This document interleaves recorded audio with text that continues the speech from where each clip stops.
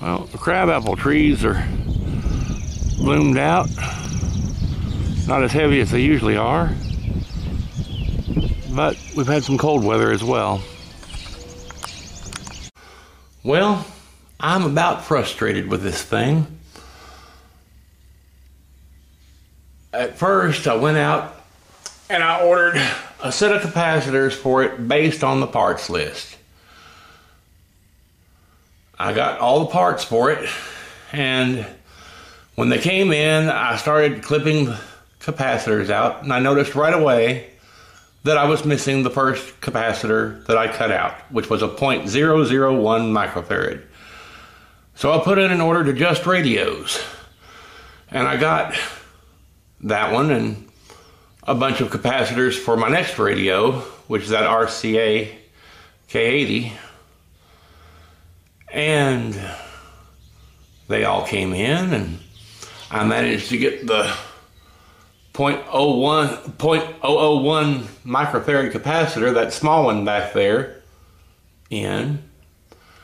And then I put that capacitor above it in and got those soldered into place.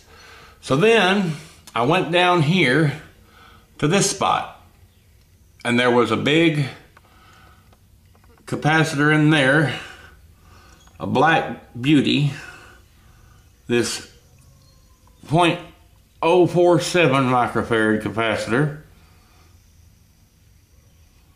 I don't know if it'll show up on the camera there, but yeah, there it is, 0.047.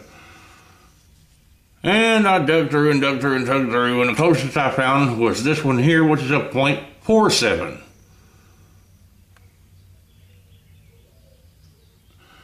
Well, they said from books that from places where I've read online and stuff, it said a set of capacitors for your average radio should cost you about $7 to $12.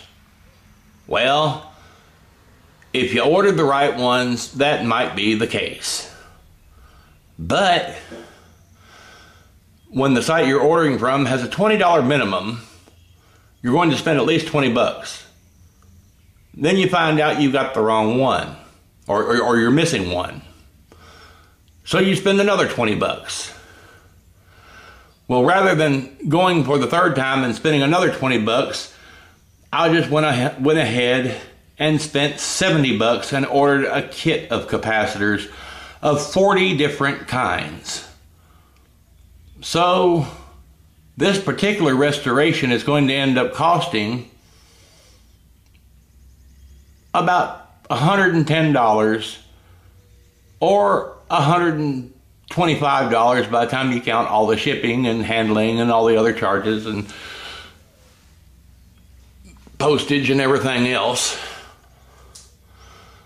But hopefully the next radio that I fix up won't cost anywhere near as much, because I will have all the capacitors that I need for the foreseeable future. Well, so I'm going to wait for about another week, and I'll start replacing more capacitors. I tell you what, I'm going to be broke by the time I get this radio done.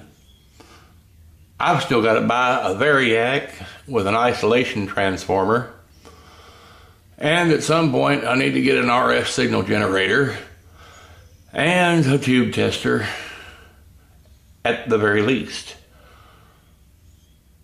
So hopefully before too much longer, I'll get up and get going again. Now, this is my first time doing any kind of solder work whatsoever.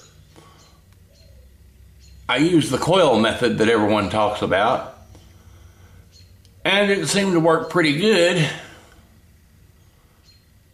but my hands shake a lot, and holding that thing steady and holding the solder steady and everything is, I hope I'll get steadier at it as I go along. But right now, I'm regusted brother Kingfish. This is Gary, signing off.